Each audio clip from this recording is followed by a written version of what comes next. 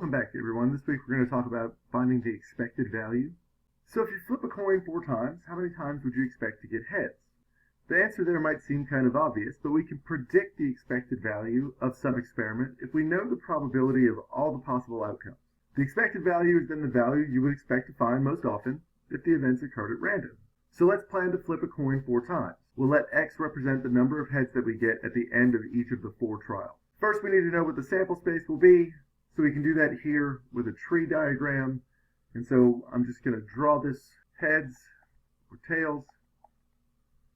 And then on our second flip, we can also have heads or tails, and so on.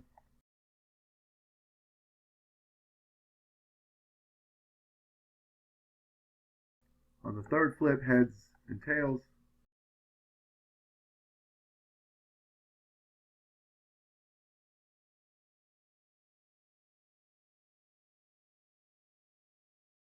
And then on the final flip, heads and tails.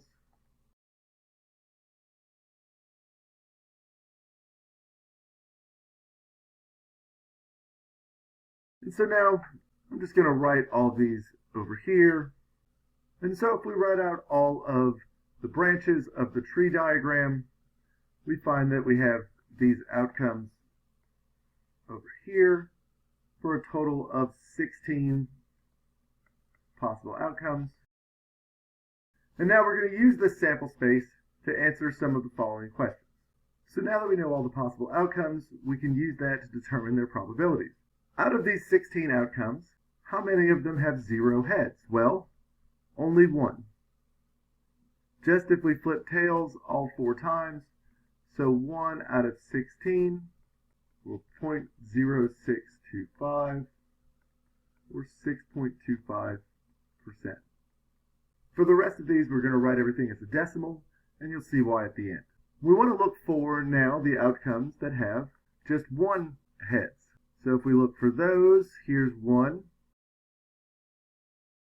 2, 3, and 4.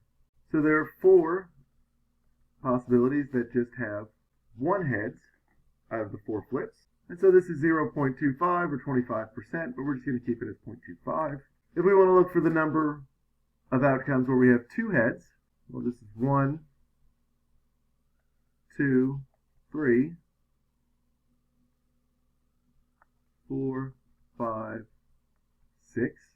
And so there's 6 out of 16 with 2 heads, or 0.375, 37.5%. For 3 heads, we have 1, 2, 3, 4 out of 16, which we already know is 0.25. And then for 4 heads, we just have 1, which we already know is 0.0625. So in order to find the expected value, we just want to multiply x times the probability, and then add up all of those values, find the sum. So 0 times 0.0625 plus 1 times 0.25 plus 2 times 0.375 plus 3 times 0.25 and then plus 4 times 0.0625. If we multiply all of those things, we get 0 plus 0.25, 0.75 plus 0.75 plus 0.25, which equals 2. And so we would expect, if we flip a coin 4 times, we would get 2 heads. This seems like a complicated way to get to the answer when it was pretty simple at the beginning. However, we can use this in other situations. So let's say that a local club plans to invest $9,000 to host a baseball game. They expect to sell tickets worth $16,000. However, if it rains the day of the game, they won't sell any tickets and they lose all the money that they invested. The weather forecast for the day of the game says that there's a 30% possibility of rain. The club wants to know if this is a good investment, so we can determine the expected value of this investment.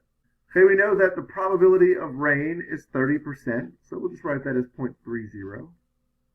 So the probability of no rain is 0.70. The profit, if there's no rain, well, if there's no rain, they invest $9,000 and they sell tickets of $16,000. So the profit, $16,000 minus $9,000, is going to be $7,000. So if there's no rain, they'll make $7,000. If it rains, they won't make the ticket money, but they also lose all of the money they invested. So if it rains, their profit would essentially be negative $9,000. They're going to lose $9,000. So to find the expected value, we then just multiply x, our profit, times the probability, and add them together. Negative 9,000 times 0.30.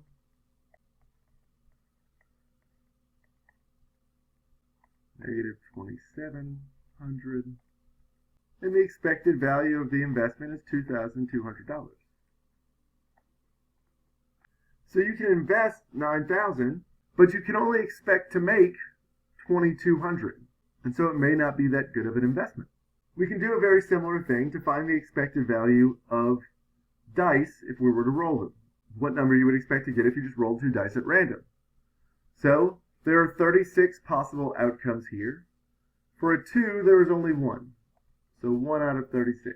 We're going to come back and put the decimals in just a moment.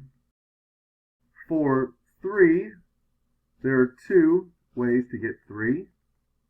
There are 3 ways to get 4. And 4 ways to get 5, and so on. 4 out of 36.